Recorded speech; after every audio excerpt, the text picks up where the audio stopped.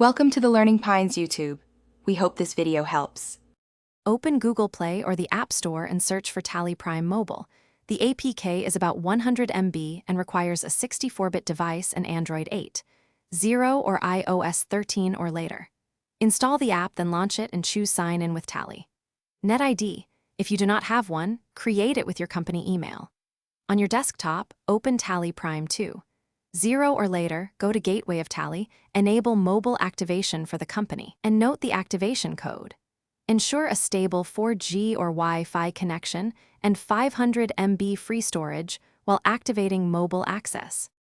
To bring your company to mobile, open Tally Prime on desktop and choose Upload Company to Tally. Then select the financial year and snapshot size. Typical mobile sync ranges from 50 to 500 MB depending on data.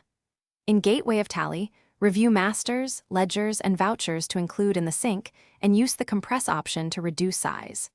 Map user roles under security controls and assign rights such as view, create, modify, delete for each mobile user.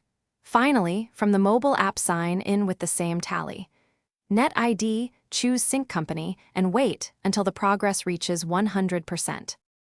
On mobile, use the Vouchers menu to create sales, purchase, receipt, payment, and journal entries, and include tax details such as GST HSN or SAC codes where applicable. If you lose connectivity, switch to offline mode to continue posting entries. The app stores entries locally and marks them for sync.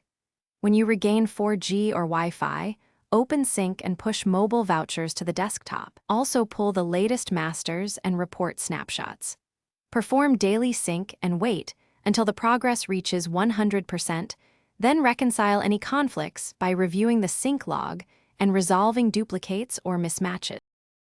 Thanks for watching. Consider subscribing if we helped you.